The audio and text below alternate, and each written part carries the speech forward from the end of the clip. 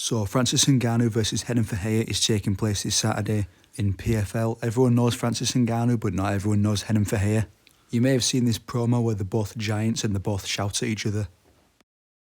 No! Great stuff from the PFL marketing team. Anyway, what I'm here to do is just to explain who Renan Ferreira actually is, and if he's got a shot versus Ngannou. He signed to the PFL in 2021 with a record of 6-2, where for his first fight he'd been matched against Fabricio Verdum, who would take him down almost immediately into the first round. Verdum would latch up a triangle choke. It was quite a deep choke, but Ferreira kept punching and managed to squeeze himself out of it. Then turned Verdum around and hit him until the ref stopped the fight. So it looked like he'd won his debut, but there was a bit of a controversy there. They looked back on the footage of the fight and found out that Ferreira had actually tapped on Verdum's shoulder. And Verdum says that's why he escaped. But if you watch closely, Verdum didn't actually let go of the choke whatsoever after the tap. But it was controversial enough that they changed the result of the fight to a no contest. His second fight would be against Kal Sumanu Tafa, who had a record of 12 wins and 12 losses at the time. And we can see him here attempt one of the worst takedown attempts I've ever seen in my life, which led to Ferreira just sitting on top of him until the end of the round. We did get to see Ferreira striking in some parts of the fight, which is what he's good at after all, until his opponent flops to the ground again, after a punch that doesn't even land on him.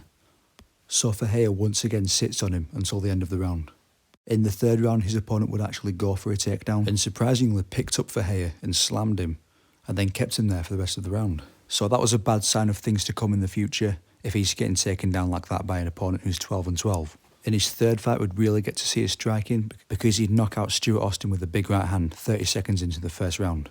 This right here is exactly what Renan Ferreira is good at and why he's so dangerous, because you can see how quick he is for a 6'8" heavyweight. Afterwards, he'd knock out Jamel Jones 25 seconds into the fight with a weird shin bone type knockout. It was knockouts like this that caused Ferreira to start making a name for himself, until his fourth fight in the promotion, where he'd be matched up against Klidson Abreu.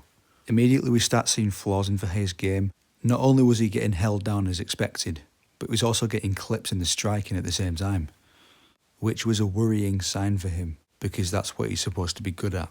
Ferreira would pretty clearly lose all 3 rounds of the fight, and Abreu would take the unanimous decision, until they found out that Abreu had actually taken PEDs to win that fight, so they overturned it to a no contest. Abreu would be removed from the roster, and Ferreira would fight Ante Delia next. And from here we'd see Ferreira's wrestling exposed for what seems like the 4th time so far in this video. Delia actually being the best opponent Ferreira's faced at this point in the PFL, so he'd naturally get the shit beat out of him and get stopped in round 1.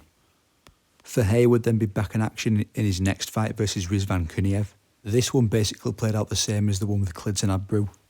He'd spend most of his time being out-wrestled while not landing much on the feet either, including this flying knee in round 2, which led to him falling over and then spending the rest of the round on his back.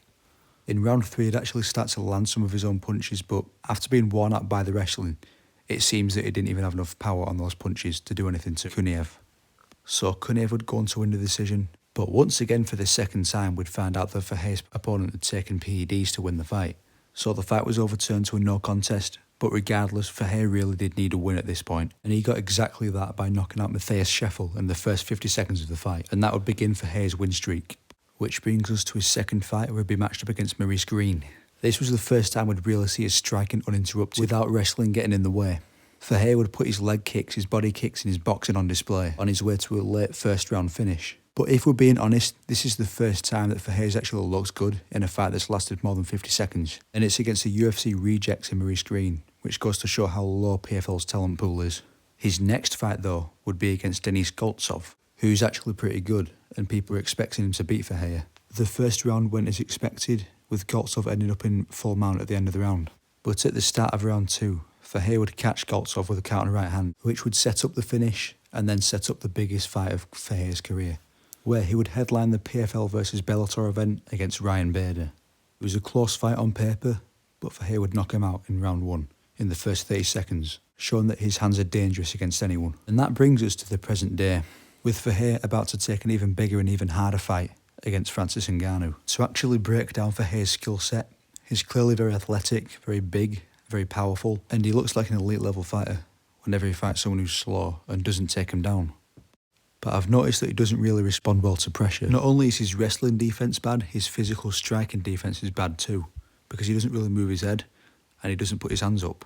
And if we look at Francis Ngannou, he is capable of putting lots of pressure on someone, not just with the striking but with the wrestling as well, combined with his power to make it even more dangerous for Ferreira. But there is a case you can make for Renan Ferreira to beat Francis Ngannou, because Ngannou's striking defence isn't that good either.